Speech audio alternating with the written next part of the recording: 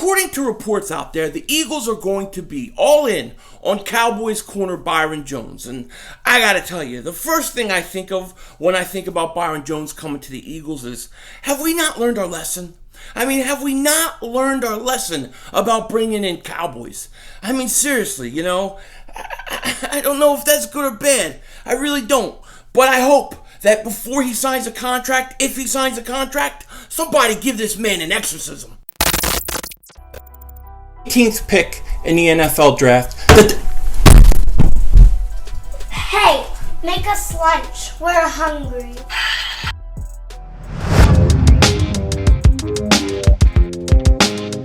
Dallas still stinks. Everybody do it. King Dingbat here, and I hope everybody's having a great day, a great start to your week. I hope you guys had a wonderful weekend. Do you know I missed you Stingbats this weekend? I missed you. I did. It was a brutal weekend for me. No matrimonial duties. It was tough, man. After I put up my video on Friday saying, I had just started to get a fever, it got much worse. The flu kicked my ass. I ended up calling my doctor, and they prescribed me something called Tamiflu. Now, what Tamiflu is it basically, you take it when you get sick, like the first 48 hours that you get sick, and it just basically cuts the time in which you have the flu. So my wife had the flu before me. It lasted for like 8 to 10 days for her. Me, I'm on like day 4, and I'm starting to finally come out of it. So the Tamiflu definitely helps. I still feel like crap though, ain't gonna lie. You can see it in my eyes. Still sick, still struggling through, but I had to come talk to you peoples because I love yous. I did. I love yous, and I had to come talk to yous because a lot happening. There's a lot of rumors out there. There's a lot going on. I spent a lot of time this weekend watching the Combine.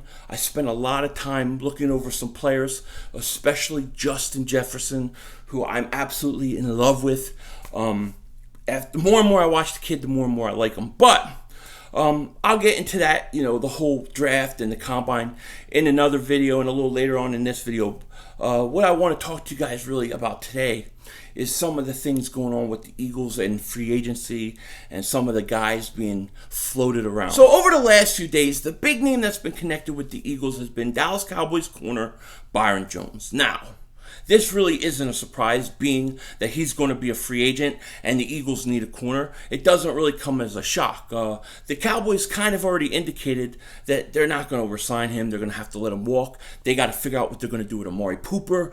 They got Dak Prescott, who basically really wants to get out of Dallas. Let's face it, he's turning down $34 million. He doesn't want to play for Dallas. He wants to get out. He wants to go somewhere else. You know what I mean? So they got to figure out what they're going to do with him. And I know Mark Holmes is watching this, getting so pissed off. He's probably doing a video right now. I'm just joking, Mark. I'm just joking. Just sit down, settle down, have a carbohydrate, man. Relax. I mean, in all seriousness, they got to figure out what they're going to do with Dak. It sounds like they may work a short-term deal with him, but with all these guys they have to sign, basically it looks like Byron Jones is going to walk. He's going to be a free agent, and the Eagles, according to reports, are all in on him.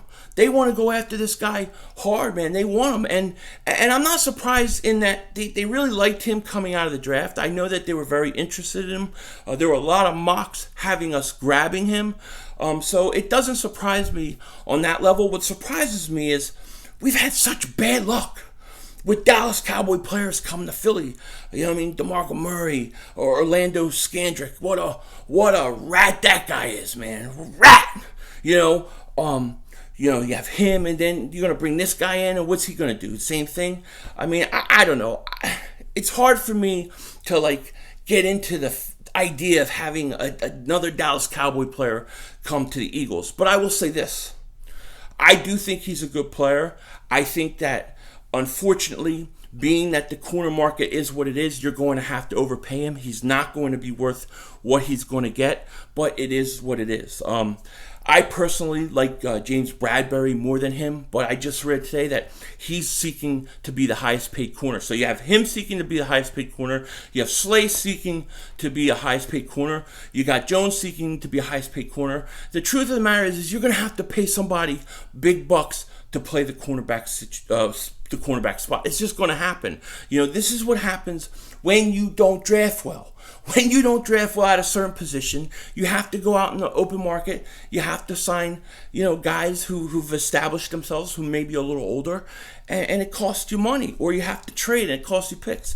That's what happens. That's why it's so important to draft well. And this is why I'm constantly harping on the wide receiver situation, because I'm tired of it. But it looks like Byron Jones may be the guy the Eagles want to go get. And look, if they get him, how can I hate it in that he's a good player? I think he's a good player. I prefer to get James Bradberry, but it is what it is. Byron Jones is going to be 28 in September. James Bradberry is going to be 28 in August. So they're about the same age. I like him. He can play safety too. I think you can move him around. I could see him being a Schwartz guy, and hopefully he can pretty much take one side of the field for you.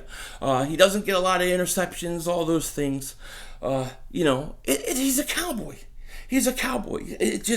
That's the hardest thing for me to accept. If he wasn't a Cowboy, I'm not going to lie, I would love it.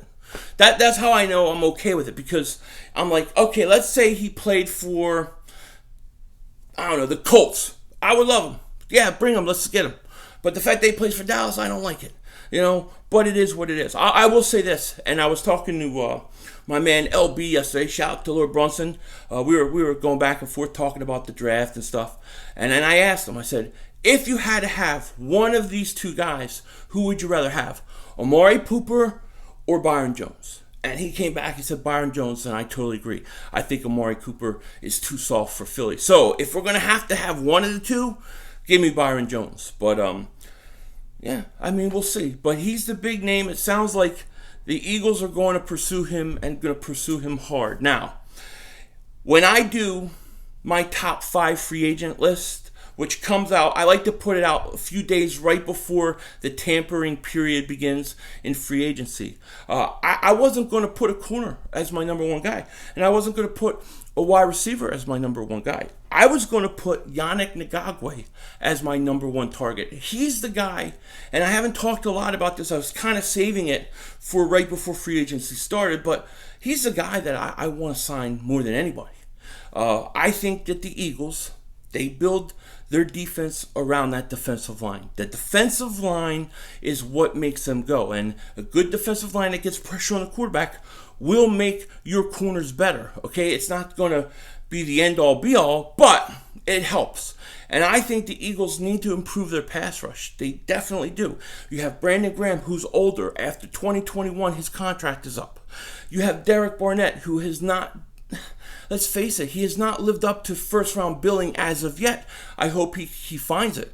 And if you could go out and add a guy like a Yannick Ngakoue, that would have been awesome. That would have been my number one move. I would have wanted them in free agency. I would have said to you, sign him, then go maybe bring back Jalen Mills. I know some people don't like it, but bring him back, and then sign another corner, maybe a Chris Harris Jr., even though he's a little older, maybe Trey Waynes, maybe somebody who's not going to cost you what Byron Jones is going to cost you, or Bradberry, because they all want to get paid the highest, but maybe like a tier down, get a guy like that, but add Yannick Ngakoue. I mean, could you imagine Ngakoue with Derek Barnett, Brandon Graham rotating? You could put Derek Barnett inside at times. I mean, they would wreak havoc, man.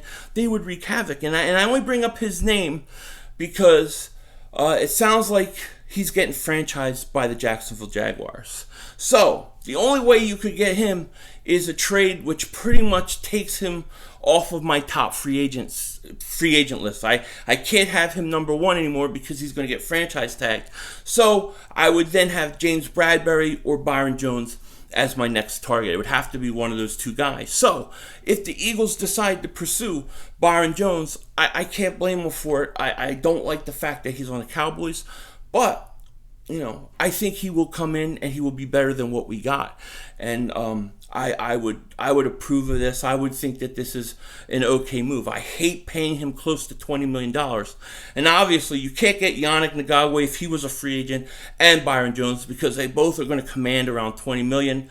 And now, if you were to get Yannick... See, I think the Jaguars, I think they franchise Yannick Ngakoue because they want to trade him. And that's what they're trying to do. They're trying to get a bunch of assets for him. Think Frank Clark going to the Kansas City Chiefs. It's just like that. They want a ton of assets, and I really can't blame him for that. But he has no shot at coming to Philly if he's franchise tagged, The Eagles aren't going to give up a bunch of assets and then sign him to a brand new contract. It would just cost too much. I mean, at least if he's an unrestricted free agent, at least maybe they call and they inquire about him to the agent. Maybe they talk to the agent, something like that. But with him being franchised, there's no shot. So he is off my free agent target list. He was my number one guy, but it ain't happening. Even though I didn't think it was going to happen anyways, he's still my number one guy. My number two guy is James Bradberry, and there were two reasons why I had him over Byron Jones. The first reason is I didn't think he was commanding as much money as Byron Jones. And the second reason is that he's not a Dallas Cowboy, okay? Well, it turns out that Bradberry wants to be the highest paid corner in the National Football League. So he wants to be the highest paid corner. Darius Slay wants to trade to become the highest. He wants to trade. Darius Slay wants to trade, get a new contract, be the highest paid corner. Then you have Ramsey's contract coming up after this year. He's going to want to be the highest paid corner. Then you have Byron Jones. He wants to be the highest paid corner. So they all want to be the highest paid corner. And we're talking about $15 to $20 million a year. So if you're going to go and get a top tier corner, you're going to have to pay him. No matter whether it's Bradberry, Byron Jones, it doesn't matter. So the way I see it is this. If the Eagles really like him, if he can really help the Eagles, if he can really help them out, and they're sure of it, then I'll get over him being a Cowboy. It's tough, I have a bad taste in my mouth about signing Cowboys, but I'll get over it. What I would do if I was the Eagles is this. I would have him come out. I would take him out to dinner. I would then put holy water in like one of his drinks. Maybe make like holy water ice cubes, put in his drink. Let him drink it, wait like an hour, see if his head starts spinning, see if he starts levitating, see if he starts putting messages through his skin, if he starts throwing up acid, see if whatever he does, just see if he has some demon in him from the evil empire. That's what I would do if I was the Eagles. I would make sure that he's clear of any demons because look, man, them people in Dallas, they sacrificing chickens.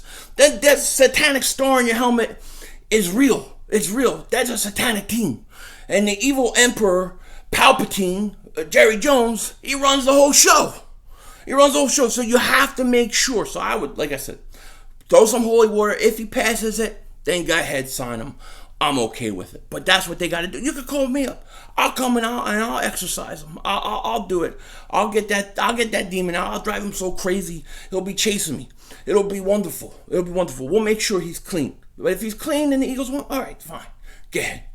All right. Well, that's my little rant, anyways. Here's another funny name. Speaking of rants, there's another guy that wants to be. Well, he doesn't want to be, but the team wants to trade him, and happens to be Jacksonville. Hey, I know this because my phone's blowing up because I see the Folesian Society Church down the road and the bell is ringing. And they got Pope Nitrofreak over there and they're calling emergency meetings because Nick Foles may get traded. They want him back in Philly. Well, I'm here to tell you, ain't no chance of happening. You do not bring Nick Foles back to Philly. You don't do it. After everything Carson went through, kind of gaining control of that team and the respect of the young players, you don't have Carson have to start looking over his shoulder with Nick Foles back. You can't do it. Plus, he would cost a ton of money, but you can't do it. I have to put that out there right now because there are people who want him back. He can't come back. I love him. He can come back when he retires. Do whatever you want with his jersey. Build him another statue. I don't care. But you can't bring Nick Foles back as your backup. In all truthfulness, you can't do it. I can't do it. Pursue somebody else. I'm going to do a video on backup quarterbacks later in the week, but I do think it's interesting that the Jaguars, after 1 year, are wanting to trade the guy. I don't even think they gave him a fair chance, to be quite honest with you. But it is what it is, As much as I love Nick Foles, you don't bring him back. You don't need Carson Wentz looking over his shoulder. It just would create a bad situation, especially after Carson really has these young guys buying into him, buying into what he's doing, and they believe in him. And I don't think you need anything to come in and get in the way of that. And I don't think Nick Foles would do it on purpose. It's just It's just the way it is in Philly. It's how it would be. Every time Carson misses a pass, anytime he does something wrong, it would be scrutinized and people would be calling for Foles to come in. I think you stay away from it, okay? Love Foles, but you got to stay with it. It's the same thing with Alshon Jeffrey.